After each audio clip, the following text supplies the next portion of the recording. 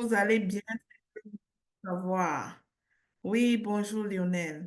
Bonjour à toutes les personnes qui m'ont rejoint dans Zoom. Merci à toutes les personnes qui se connectent à partir de Facebook.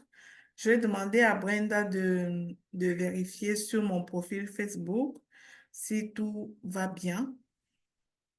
S'il y a des questions pour moi pendant le live, s'il te plaît, me le signaler, je te prie. Alors, nous allons tout de suite commencer. Nous avons un live un tout petit peu particulier aujourd'hui. Bonjour Karel. Bonjour. Bonjour à tous. S'il vous plaît, accueillez les personnes qui nous rejoignent. Je vous en prie. Si vous êtes capable, accueillez les personnes qui nous rejoignent. Je mets quelques personnes co-host pour faciliter le tout.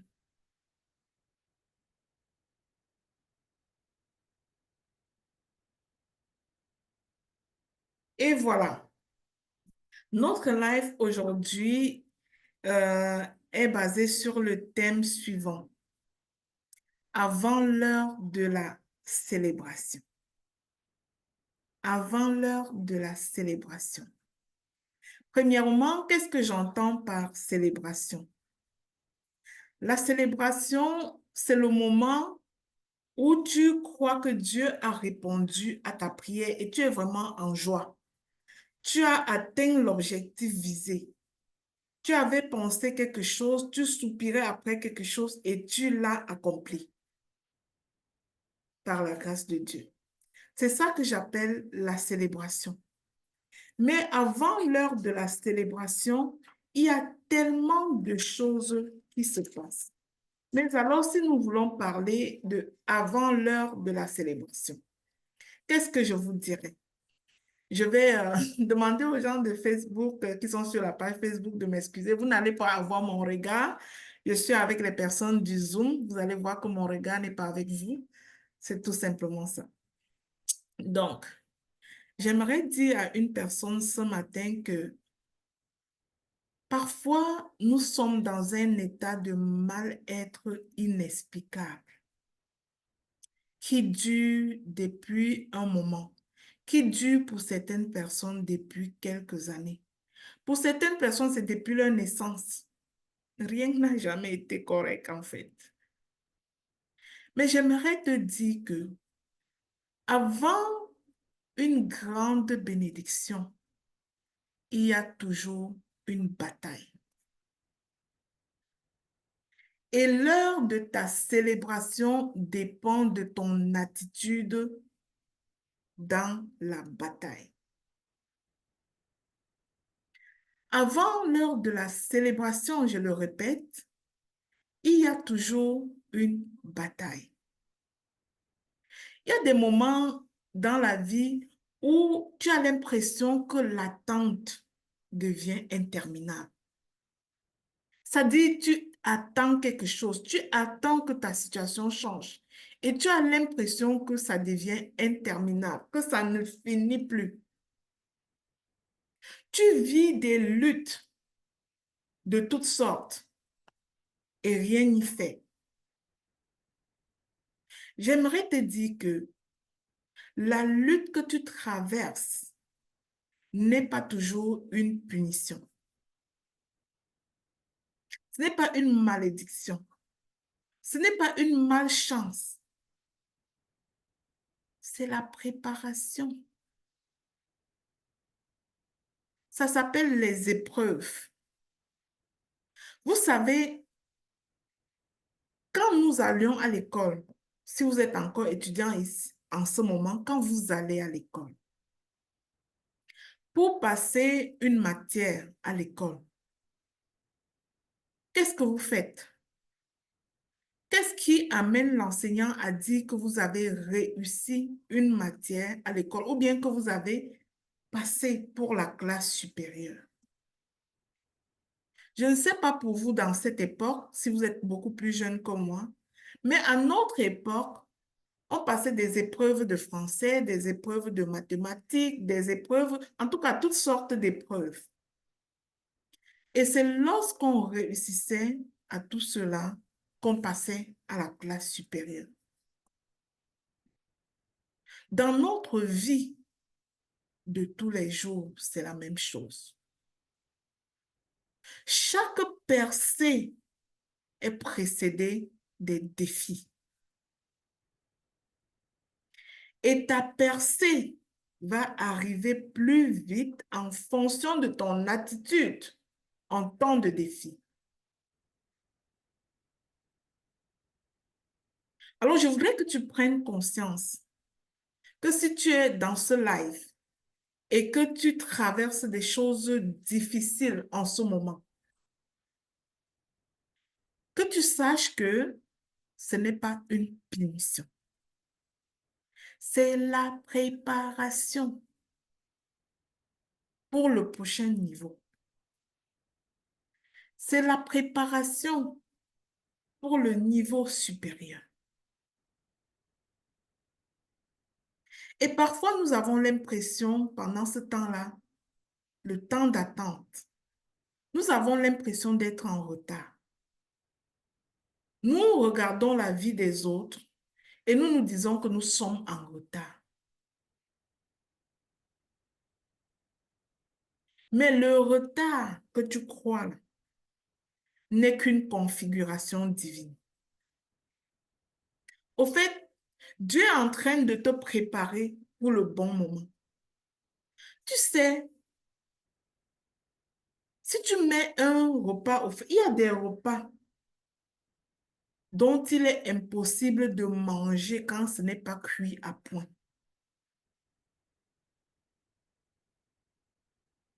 Mets ton poisson à la braise et n'attends pas que ce soit cuit, ce ne sera pas mangeable. Il y a des attentes nécessaires dans la vie. Et parfois, à nous, ça peut être long. Mais c'est une configuration divine. La bataille qui te fait douter est la même qui te prépare pour la célébration.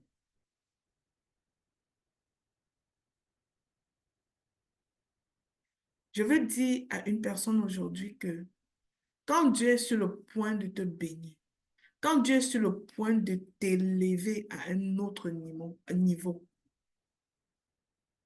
les distractions surviennent et s'intensifient. Le doute s'installe, la peur augmente et prend la place.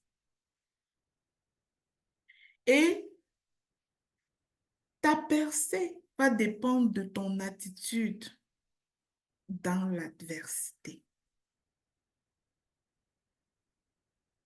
Vous vous souvenez de mon livre, mon tout premier livre, Vaincre malgré l'adversité, avancer malgré la douleur. Aujourd'hui, je vous partage quelle a été mon attitude dans mes défis qui étaient longs, très longs, quasiment une vie très longue. Et lorsque l'heure de la célébration arrive, tu regardes en arrière et tu as juste envie de bénir Dieu pour toutes ces choses qui se sont passées. Parce que tu viens de comprendre que n'eût été cette préparation, eh bien, tu ne serais pas la personne que tu représentes en ce moment. Tu es qui tu es en ce moment parce que tu as été préparé, tu as été moulé dans ces défis, tu as été traité à la dure dans ces choses. J'aimerais dire à quelqu'un qui vit des situations très difficiles que la grandeur de tes batailles correspond à l'immensité de ta célébration. Je dis, la grandeur de tes batailles correspond à l'immensité de ta célébration. Quand Dieu est sur le point de te bénir, les portes semblent fermées. Qui ici a l'impression qu'elle essaie tout? Et c'est comme si rien n'est possible en ce moment. C'est comme si toutes les portes se ferment. Qui a cette impression? Que tu vois, on te dit, oh, il y a telle formation par là-bas. Tu fais en te disant que ceci va peut-être déboulonner quelque chose. Il y a telle chose par-ci. Tu te débrouilles en disant que ceci va peut-être remettre les pendules à l'heure. Il y a telle autre chose par là. Tu essayes en te disant que ceci va peut-être mettre une fin à ma peine. Et tout semble comme barricadé, barricadé.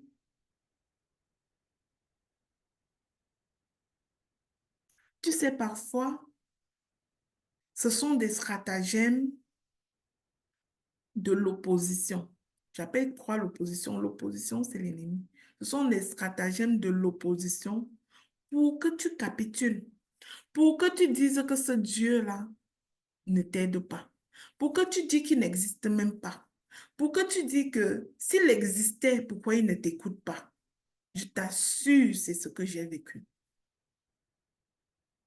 Je vous ai souvent raconté que un jour, j'étais allée, quand je vous parle comme ça des histoires de peut-être j'étais en cinquième. Donc, je parle des histoires où j'étais très, très jeune. J'étais allée rencontrer le prêtre, lui demander que, vous dites que Dieu écoute les prières? Le prêtre m'a dit que oui, il écoute les prières.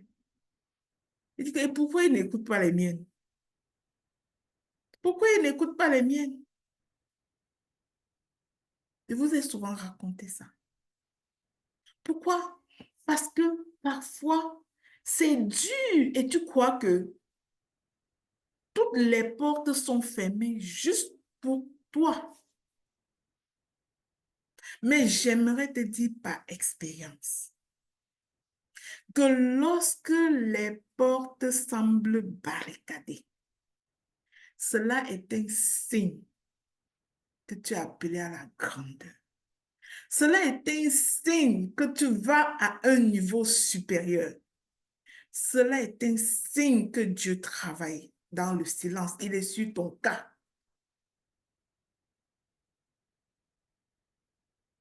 Parce que dans le monde spirituel, l'ennemi a vu ta percée et il fait tout ce qui est possible pour te convaincre que tu ne vas nulle part. Alors, après cette introduction, je vais vous donner 8 choses à faire avant l'heure de la célébration. À faire quand ça chauffe, quand ça brûle, quand tu n'en peux plus, quand ta vie te donne un goût amer dans la bouche.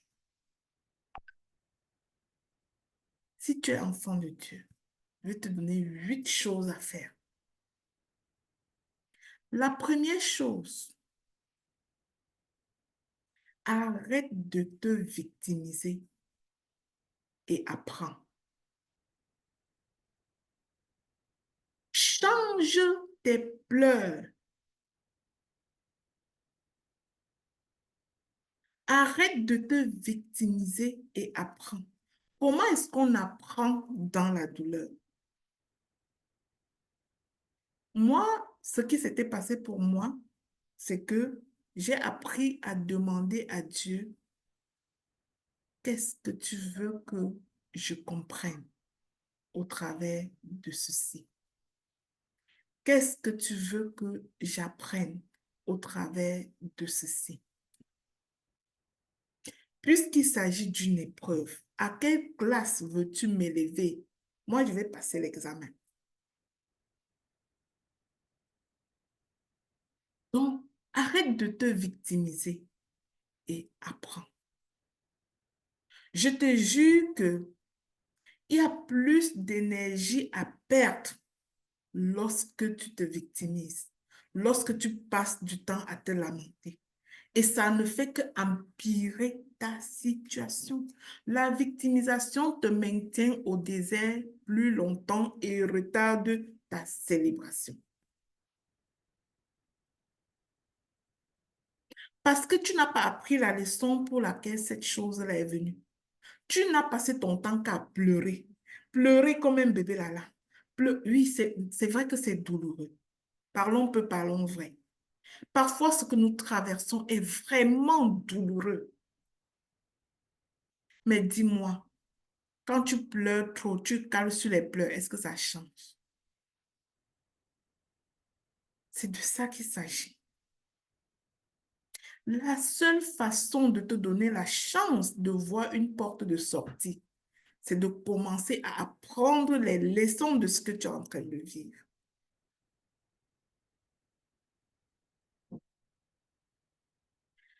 Deuxième chose, pardonne et voyage léger. Pardonne et voyage léger. Vous savez, lorsqu'on parle d'opposition, de situations difficiles, des circonstances accablantes, on parle par exemple des situations où les gens te rejettent, des situations où les gens, peut-être même des vols d'argent, des détournements de ton argent, des pertes de marchandises, des gens qui prennent un crédit et ne payent jamais, toutes sortes d'affaires qui viennent t'accabler pour te faire désespérer. Du rejet, des fausses accusations, toutes ces affaires-là. Et tu es d'accord avec moi que lorsqu'il s'agit de ces types de choses, il y a toujours la main d'un être humain qui est utilisée pour t'accabler. Quand on dit que tu ressens le rejet, c'est un être humain qui t'a rejeté.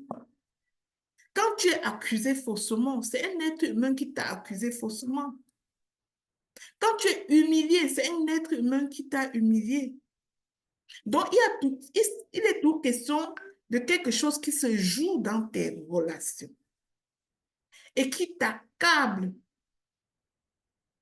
de telle manière que tu te poses la question, mais est-ce que Dieu voit ma situation?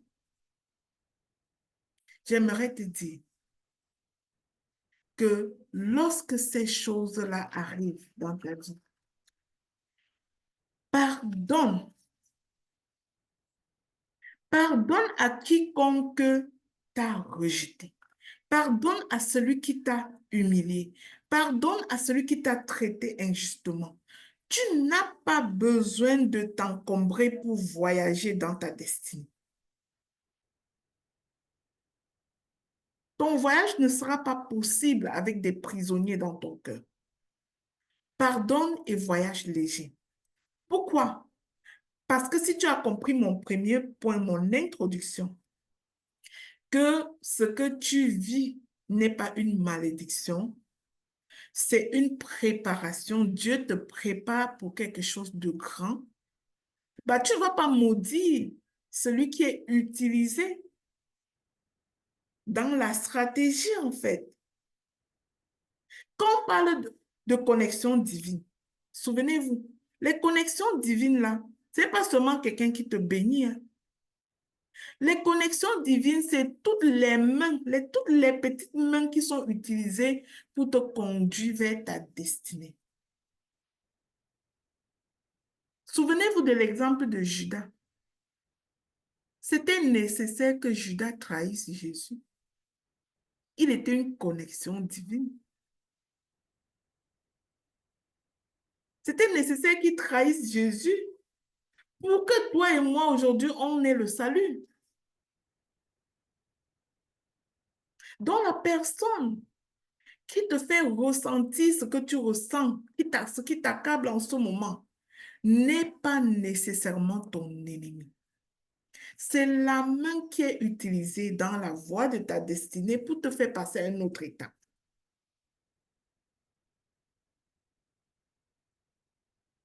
Alors pardonne et voyage léger. La troisième chose, crois que tu as une identité et une destinée. Si tu crois que tu as une identité, ça veut dire que tu viens de comprendre que tu ne batailles pas seul. Que Dieu lui-même marche au-devant de toi. Souviens-toi de la taille de Goliath par rapport à David. Mais David était convaincu qu'il ne bataillait pas seul. Parfois, tu demeures dans la grande douleur pendant longtemps parce que tu comptes sur tes forces à toi seul.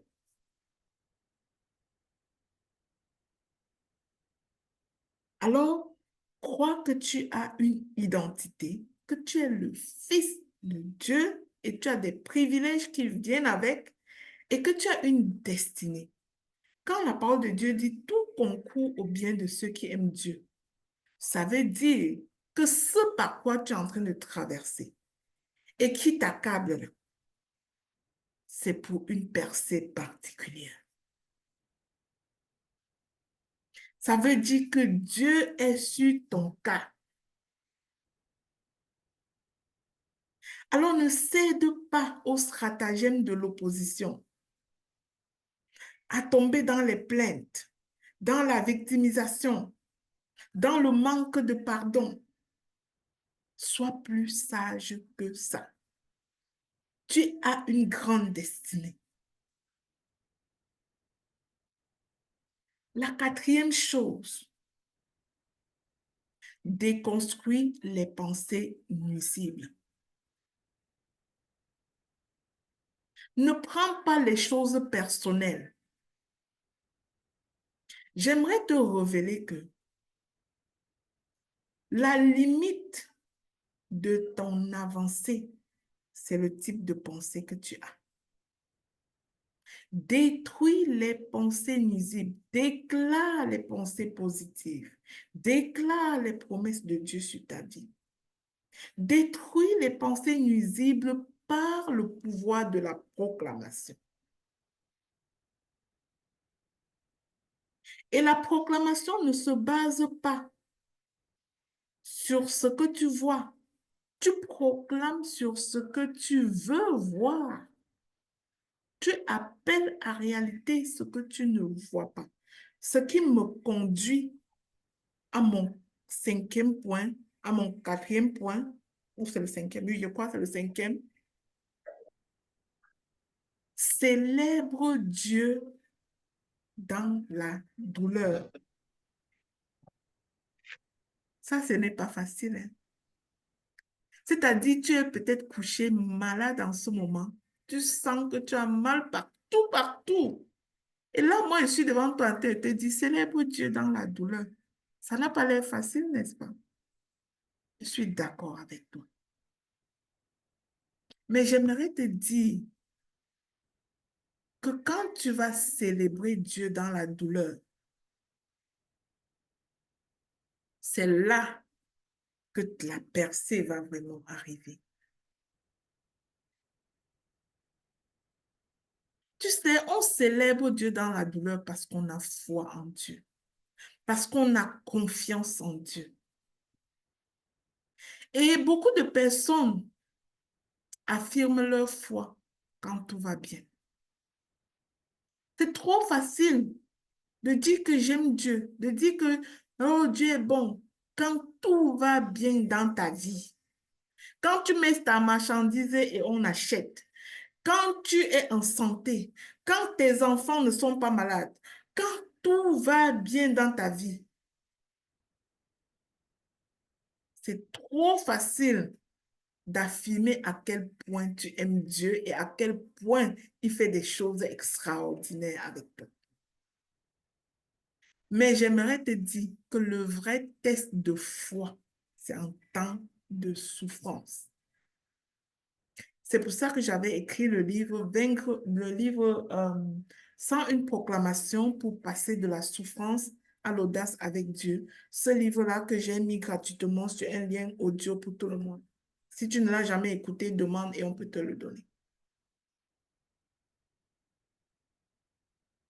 Le vrai test de foi, c'est lorsque ça va mal. C'est lorsque tu as cherché les fruits des entrailles pendant tellement d'années qu'on t'a insulté de tous les mots, qu'on t'a traité de tous les mots. C'est là le vrai test de la foi. C'est à ce moment-là que Dieu veut que tu le célèbres, que tu continues à montrer que tu lui fais confiance. Parce que parfois, il y en a d'entre nous que tant que ça n'a pas pourri, jusqu'à sentir, il ne va pas reconnaître la main de Dieu. Il va frapper le poing sur la poitrine comme si elle est seulement forte pour faire ces choses.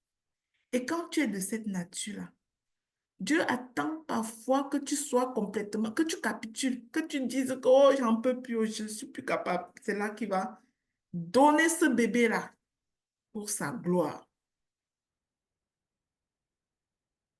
Parfois, tu vas croupir dans la pauvreté jusqu'à essayer toutes sortes de choses, barricader, jusqu'à ce qu'en toi-même, tu sois capable de célébrer Dieu dans la condition de manque. Et quand tu le célébreras dans le manque, il t'apportera la bénédiction. L'heure de célébration arrivera. Parfois, il y a des gens d'entre nous qui ne sont pas encore à l'heure de célébration parce qu'elles ne sont pas capables de célébrer Dieu dans la tempête.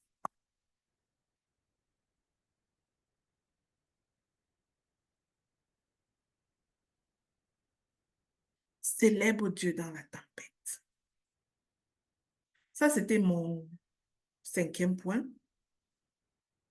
Mon 6e point, je vais te demander de marquer des pas de foi. Vous savez, quand ça va vraiment mal dans notre vie et que tout semble fermé, tout semble aride, c'est comme si aucune herbe ne peut pousser. Tout semble difficile. Quand ça va vraiment mal, la chose la plus difficile, c'est de passer à l'action. Ce qui est très facile, c'est de tomber dans le découragement et puis dans l'abandon.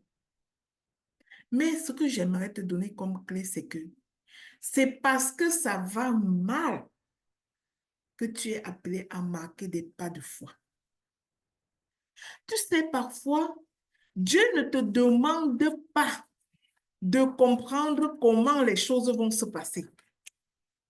Il te demande de lui faire confiance. Il n'attend pas que tu comprennes. Je ne sais pas si quelqu'un comprend ça. Il ne tend pas que tu comprennes. Il veut que tu lui fasses confiance. Il veut ton oui. Mais parfois, nous n'osons pas marquer le pas. Marquer le premier pas. Commencer avec ce que nous avons. Pourquoi? Parce que nous sommes trop calculateurs. Nous calculons trop que nos forces là même ne suffisent pas. Nous calculons trop que le diplôme là même nous n'en avons pas. Nous calculons toutes ces affaires qui ne tiennent qu'à nous. Nous calculons que oh, je suis venue d'une famille où il n'y a personne qui fait ça. Nous calculons en fonction de nous, de nos forces. Mais j'aimerais te dire que ton travail ne consiste pas à être forte. Ton travail consiste à lui faire confiance. Ton travail consiste à lui faire confiance. Je sais que la pression est parfois intense dans le désert. La pression est parfois intense lorsque nous sommes sur notre parcours vers la célébration. Mais la pression est la preuve que la bénédiction arrive. Et c'est cette pression-là qui sépare les violents qui s'arrachent le royaume des cieux et ceux-là qui capitulent, tombent dans le découragement et les pleurs et la victimisation.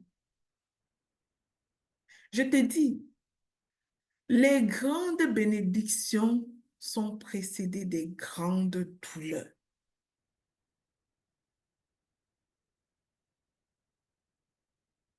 Et quand ça arrive, ce n'est pas le moment de te décourager.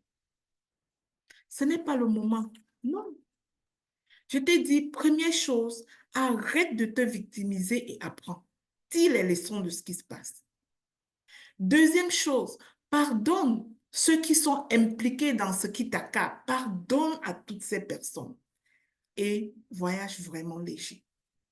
Troisième chose, crois que tu as une identité et une destinée et que par conséquent, tu ne combats pas seul. Il y a un Dieu. Tu as un Dieu. Cinquième chose, déconstruis toute pensée limitante. Toute pensée qui te dit que ce n'est pas pour toi, que c'est fait pour les autres. Déconstruis toutes ces pensées. Avec quoi? Avec le pouvoir de la parole, de la proclamation. Si tu ne sais pas proclamer, abonne-toi sur notre émission Le Pain Matinal et puis tu vas apprendre à proclamer avec nous. Proclame. Déclare des prodiges. Change tes situations. Fais honte à l'ennemi. Ce que je te dis, on le dit spirituellement, mais si tu étudies le développement personnel, tu vas entendre, tu vas lire par exemple dans le livre de Napoleon Hill, il va parler d'autosuggestion. Quand il parle d'autosuggestion, il parle des proclamations. C'est-à-dire, tu n'as pas quelque chose, mais tu t'autosuggères que tu l'as. Tu déclares que tu l'as. C'est la même chose qu'on apprend dans le monde. Et c'est la même chose qu'on nous apprend. Et ça, c'est-à-dire, la parole de Dieu nous le donne et nous ne prenons pas.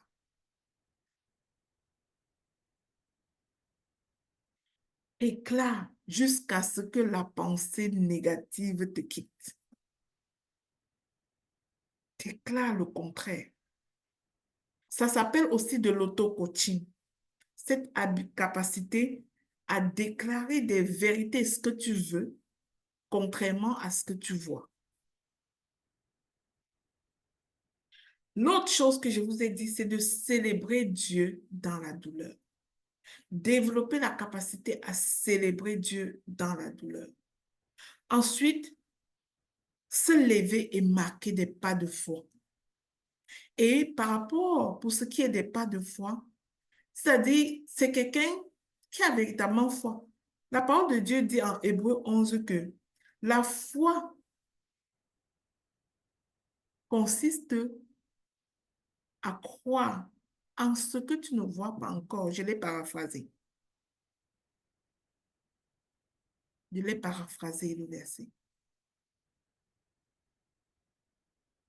C'est l'espérance de ce que tes yeux n'ont pas encore vu. Alors marque des pas de foi. Je vous ai déjà raconté mon histoire de pas de foi lorsque je voulais changer de maison. Je vous ai raconté comment je disais, je suis partie acheter la clé. Pour ceux qui me suivent dans les enseignements des serviteurs audacieux. Alors, marque des pas de foi. Commence avec ce que tu as là où tu te trouves. Vois grand, mais commence avec ce que tu as. Alors que tu seras en train de préparer un sachet de croquettes, voit une multinationale, une chaîne de production des gâteries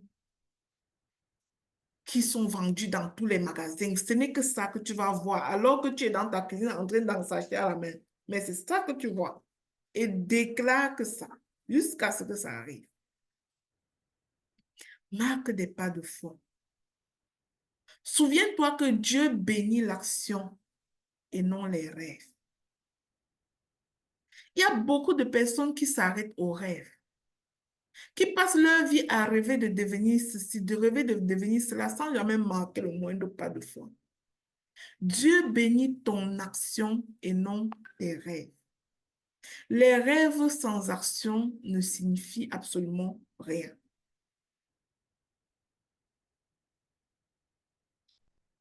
La sixième chose que j'ai pour vous aujourd'hui, c'est la pratique de la gratitude. Je dis à quelqu'un que, quelle que soit la douleur par laquelle tu traverses en ce moment, c'est peut-être très douloureux, mais il y a des bonnes choses dans ta vie. Exemple, qui s'est déjà blessé à la cuisine? Moi, j'ai réalisé que un jour, je m'étais blessée à la cuisine. Je m'étais blessée au doigt, au petit doigt. Et tellement ce petit doigt-là me faisait mal que j'avais l'impression que tout mon corps me faisait mal. C'est-à-dire, je ne sentais que ce doigt. On dirait même que même mon cœur était allé se loger sur ce doigt. Je sentais le battement de mon cœur que sur le doigt-là. On dirait que tout ce petit doigt-là avait mobilisé tout mon corps. C'est-à-dire, quand on met la main comme ça, on sent le battement de son cœur. Mais moi, je pouvais sentir ça sur mon petit doigt sans même mettre la main. Donc, c'est-à-dire, je sentais vraiment comment ça tape. Mais je comprends effectivement que c'est la circulation sanguine qui est en train de jouer là-bas parce qu'une veine est éprouvée, ça, je comprends. Mais ça s'apparente à ton cœur qui bat à un endroit inapproprié tellement toute ton énergie est concentrée sur cet endroit-là où il y a la douleur. J'aimerais te dire, par analogie à cette métaphore, que parfois, la douleur qui t'accable n'est qu'une infime partie de tout ce qui se passe dans ta vie. Il y a bien de bonnes choses dans ta vie. Un jour, à la clinique, j'ai reçu un monsieur de 78 ans. Il venait de perdre sa femme. Et il me disait que il avait eu une vie de couple paisible pendant 52 ans avec sa femme. Il disait que à cause du décès de sa femme, tout va mal. Rien ne va. Il veut juste en découdre avec sa vie. Il n'y a plus rien qui ait du sens. Il n'y a rien de positif dans sa vie. Rien ne fonctionne en lui. Je ne savais vraiment pas comment m'y prendre avec ce papa-là. Et à un moment donné, je l'écoutais en silence. Il se battait contre lui-même. Il était en colère face à ce qui lui arrivait. Et j'ai dit à ce papa, est-ce que vous m'entendez quand je vous parle? Il a dit, ah oui, oui, je vous entends, je vous entends, je vous entends. Il dit, waouh. Contrairement à ce qu'on se disait tantôt, au moins vos oreilles fonctionnent. Parce que tantôt, on en était arrivé à rien ne fonctionne plus. Tout est dysfonctionnel sur vous. Rien, au moins vos oreilles fonctionnent. Et cette phrase a arraché le sourire à ce père. Et cette phrase et ce sourire-là a ouvert une petite porte pour que j'explore avec lui toutes ces belles choses qu'il y a dans sa vie, malgré le décès de sa femme.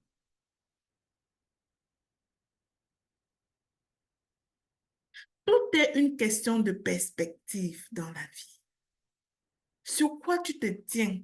La victimisation ou l'espoir qu'un Dieu qui t'a créé t'amène quelque part? Je pourrais aller plus en détail sur la question du décès, là, mais on n'est pas en train de faire un live sur la gestion du deuil. J'aurais pu décortiquer un peu, vous amener à laisser aller ce qui est douloureux, en fait.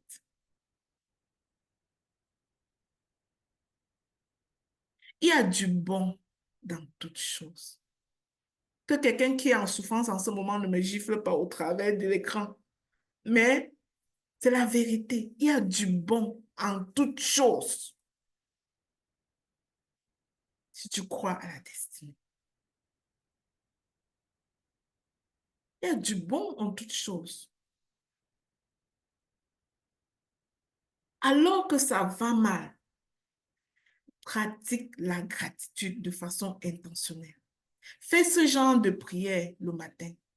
Seigneur, je te remercie pour, je te remercie pour, je te remercie pour. C'est-à-dire, prends même un cahier, prends un carnet de gratitude, comme le mien que j'ai ici dans mon bureau. Prends un carnet de gratitude et tu commences à écrire toutes les bonnes choses pour lesquelles tu remercierais Dieu. Je te garantis que tu peux te trouver 2 heures de temps encore en train d'écrire si tu es sincère. Si tu es capable de le remercier parce que tu respires, parce que tu as envie, parce que tu es un enfant, parce que tu dors soin de toi, parce que tu as mangé hier, parce que tu as mangé avant hier, parce que tu as été à l'école, même si le diplôme là ne te sert à rien pour le moment, parce que tu marches, tu es capable de marcher sur tes deux pieds, lorsque ma fille Chanel a ses 2 pieds coupés du matin au soir, parce que tu as tes 2 bras, parce que tu as une famille. En tout cas, si tu commences à faire l'inventaire de ce pourquoi tu pourrais être en gratitude, même lorsque quelque chose va mal dans ta vie. Tu vas réaliser que c'est juste innombrable. Et alors que tu seras en train de pratiquer cet exercice de gratitude, quelque chose va se passer dans le spirituel. L'énergie va changer. L'atmosphère va changer. Tu ne l'expérimentes pas parce que tu ne le fais pas. Lève-toi chaque jour et prends juste 10 minutes pour pratiquer la gratitude. Puis reviens me voir dans un mois. Qui dit merci demande encore, c'est vrai. Chaque merci est une sémence et tu récoltes. Chaque merci est une sémence et tu récoltes. On parle comme ça, on dit que nous sommes les enfants de Dieu, on est là pour encourager. Ce n'est pas l'encouragement. Moi, je suis thérapeute, je travaille en clinique et que ce soit enfant de Dieu ou pas enfant de Dieu, on prend la gratitude pour sortir de certains types de détresse. Je vais vous dire, quelqu'un qui demeure en dépression, c'est quelqu'un qui est incapable de pratiquer la gratitude. C'est-à-dire, à ce moment-là de sa vie, il n'est pas capable de commencer à compter ce qui va bien malgré ce qui va mal. J'ai dit d'entendre de propos, mes propos, que ce n'est pas toujours facile pour tout le monde de faire ça. Mais c'est bon de s'entraîner à faire ça. C'est bon de s'entraîner. Nous ne sommes pas tous au même niveau et nous n'avons pas tous les mêmes douleurs. Je suis d'accord. Mais dis-moi, si tu restes dans les pleurs, les lamentations, tout ce qui va avec, qu'est-ce que ça t'ajoute? À part te faire sombrer davantage, qu'est-ce que ça t'ajoute?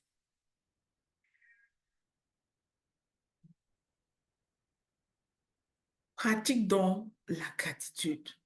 Fais de la gratitude un style de vie. Ne reste pas seulement sur la gratitude qui consiste à remercier pour ce que tu as déjà eu. Va plus loin.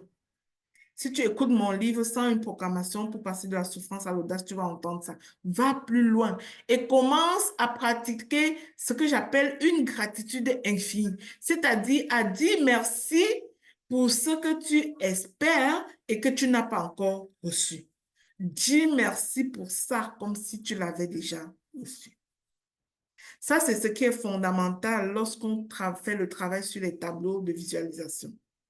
Ce que tu mets sur ton tableau de visualisation, tu n'as pas encore vu. Tu aspires à ça.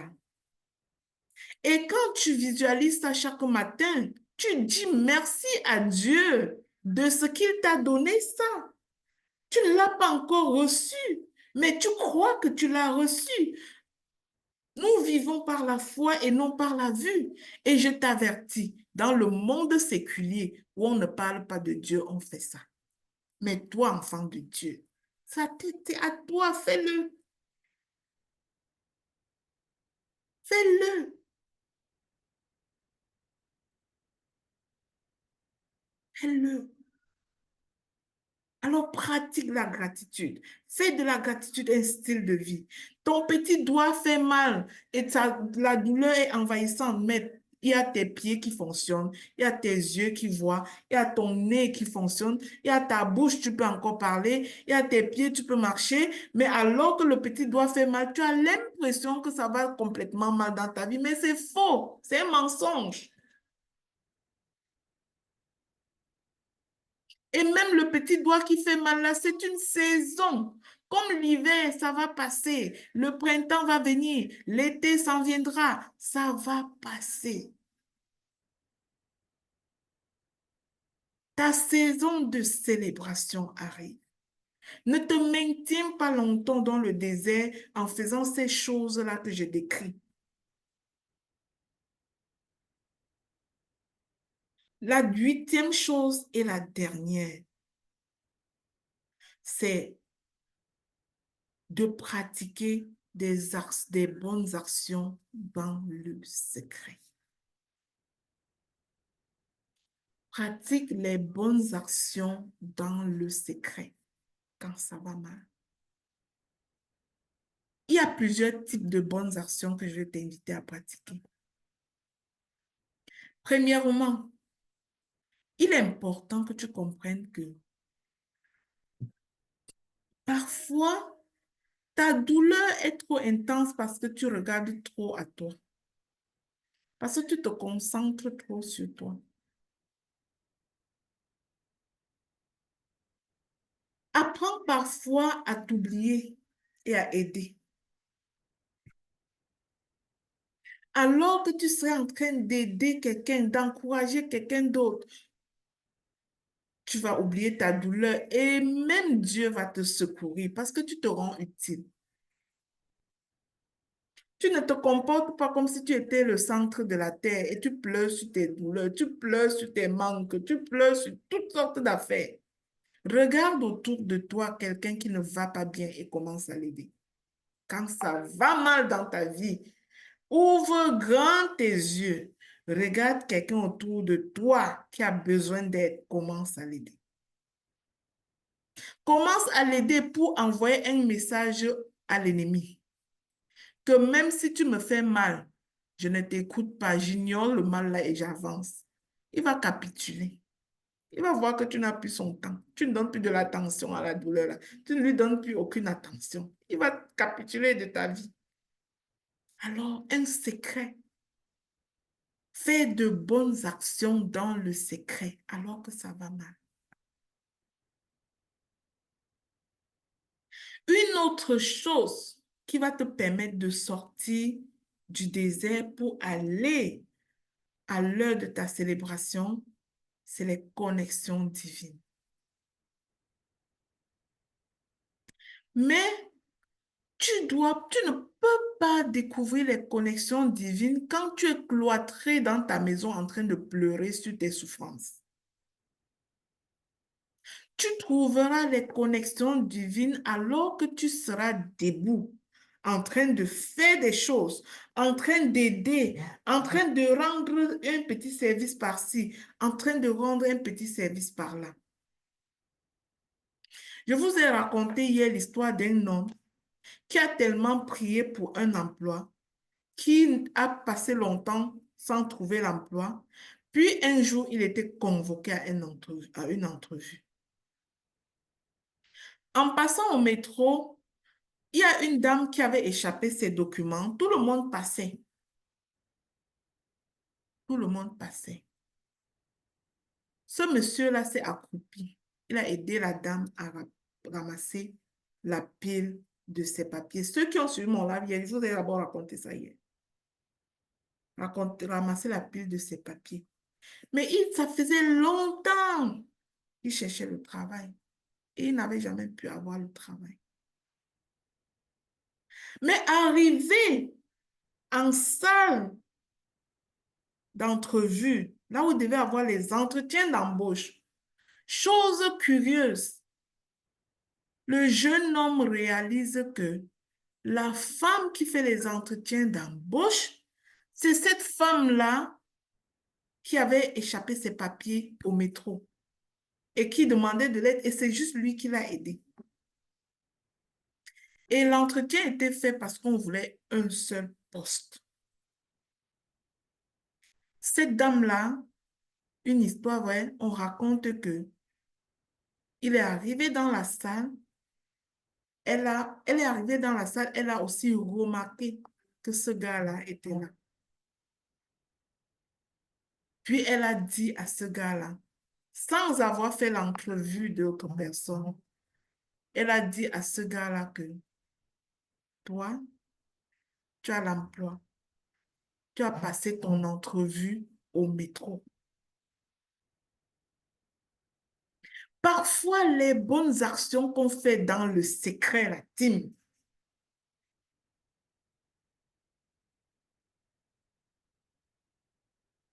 c'est ça qui va ouvrir la porte.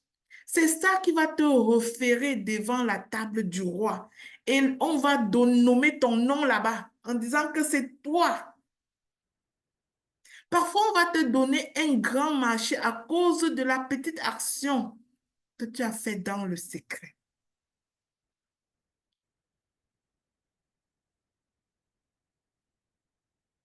Moi, j'ai souvent raconté une histoire vraie, c'est que un jour, Docteur Dorian et moi, nous avons écrit dans le secret 2 livres d'une personne très influente. Dans le secret. Elle a dit même, votre travail coûte combien? On a dit à cette personne-là, c'est un service. On a travaillé dans le secret. Mais on n'a jamais eu autant de contrats d'édition que lorsque cette personne-là s'est mise en public pour dire que la référence en matière d'édition, c'est elle. Parfois, tu as ton entreprise, ça ne marche pas. Ne pleure pas. Prépare ces choses-là, tu peux donner en goûter quelque part.